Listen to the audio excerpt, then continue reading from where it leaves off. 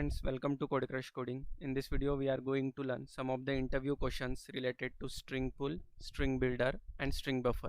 So let's start with the first question. So what is the string pool? So these are like the theoretical questions that the interviewer asks to check the knowledge if you have understanding of the meaning of the words here, like string pool. So string pool is the space reserved in the heap memory. So it is basically a space which is reserved in the heap memory that can be used to store the strings. So whatever value that you are going to provide for a string variable, that is going to be stored inside a string pool. So the main advantage of using the string pool is whenever we create a string literal, the JVM checks the string constant pool first.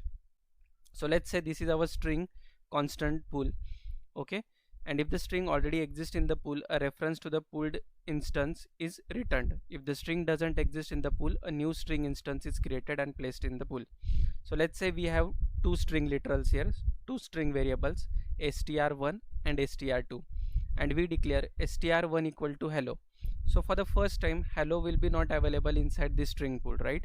So the hello will be created here and a reference will be created for this hello to the string 1. And in the next line, if we declare string 2 and which is also having the similar value hello, so what the JVM will do now, JVM will check the string constant pool. So for this time hello will already be available and which will be pointing to str1. Now the same value we need to point to string 2. So it will not generate a new hello here inside the string pool, it will directly provide a reference to the pooled instance. So this will have the same value here hello and a new reference will be created string 2. So in this way a duplicate value will not be generated here because it is already available. So string will directly provide a reference to the pooled instance. Okay, so that is the use of string pool here. Now moving towards the next question. So what is the difference between a string pool, string builder and string buffer? So basically what is a string pool? So string variables are stored in a constant string pool. So we have seen here like the values are stored inside a string pool which is a part of a heap memory. So once the string reference changes the old value that exists in the constant string pool, it cannot be erased. So let's say for the first time we will declare one string, okay. So let's say we have a string here, string, and the variable name is name. So string name is equal to book.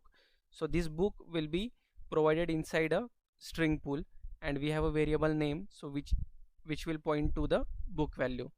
So if the name value has been changed from book to pen, so what will happen?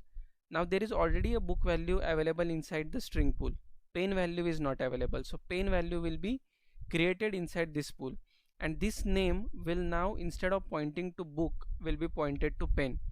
But this value of book here, it will not be erased when we are declaring using a string. Then the older value remains in the constant string pool.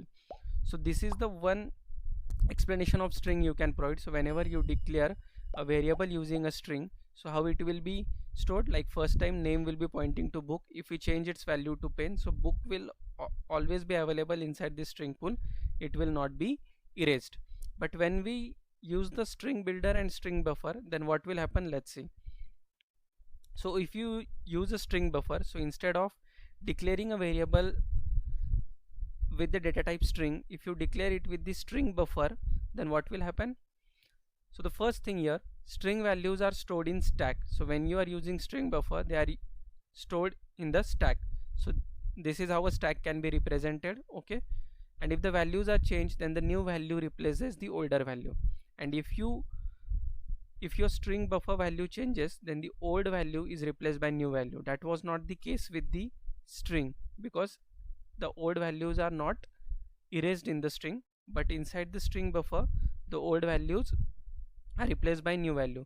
So let's say for first time string buffer name is having the value book, so it will be stored inside the stack as book. But when you change the value from book to pen, then this value book is replaced by the pen. So this is one of the difference between a string buffer, and the string buffer is synchronized, which is thread safe, and performance is slower than the string builder. So the performance of string buffer is less than the string builder, but the string buffer is synchronized and it is a thread safe. Now what is a string builder? So string builder is same as string buffer. So it means that the old values will be replaced by new values. So it means old values can be erased in the string builder as well, but it is not a thread safely. Means in the string buffer we said that it is thread safe, but in string builder it is not a thread safe, and that is not synchronized. So obviously the performance is fast as compared to string buffer. So that is how you can answer these questions for string, string buffer and string builder, how the values are stored inside the string, string buffer and string builder. So that was the basic explanation of the string pool, string buffer and string builder. So that's it in this video. We will see another coding questions in next video. Thank you for watching.